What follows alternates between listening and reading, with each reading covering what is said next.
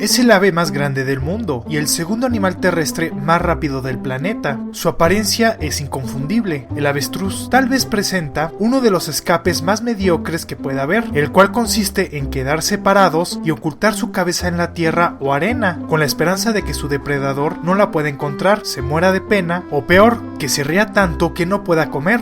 Cosa en la que se hace hincapié en la mayoría de las caricaturas cuando se muestra a esta especie. Pero es cierto que recurren a esta técnica para lograr eludir a sus depredadores o simplemente es un mito infundido por los medios de comunicación.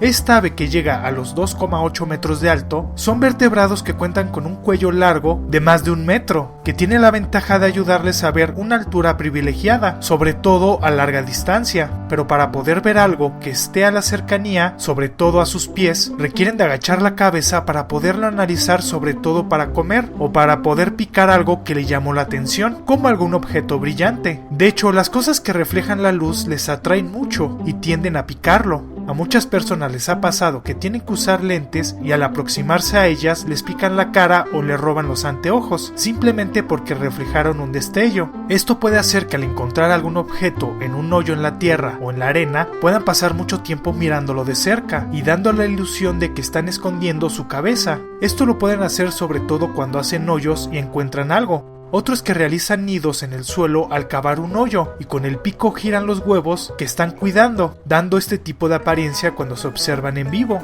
Y lo que yo creo más factible es que es un ave que tiene alas grandes y que al acicalarse llega a cubrir su cabeza y cuello con las plumas de sus extremidades, y por la forma y color que presentan sus patas al verlas, sobre todo a lo lejos, puede dar la apariencia de que es la cabeza la que está enterrada. Esto puede ser más fácil de ver cuando el sol abrasador calienta el suelo y el calor que despide es tal que comienza a distorsionar el aire, cosa que es muy común en los lugares donde se encuentra, que es la sabana africana. Puede crear la ilusión de que presenta una pata de más según la posición en la que se vea.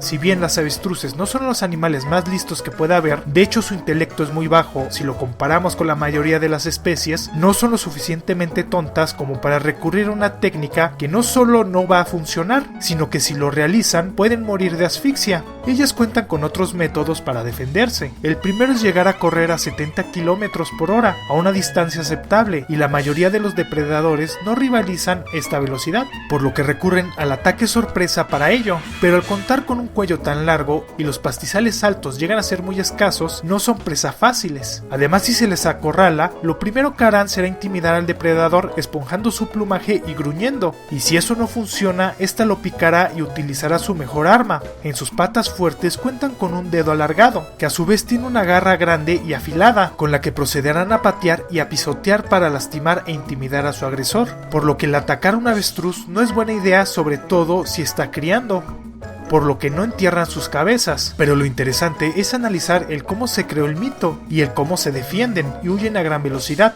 por lo que las avestruces no entierran sus cabezas. Espero el video haya sido de su agrado. Si fue así, dale me gusta y compártelo para que más gente conozca este canal. Les dejo mis redes sociales para que estemos en contacto, además de que por ese medio haré las anuncios pertinentes en cuanto al canal.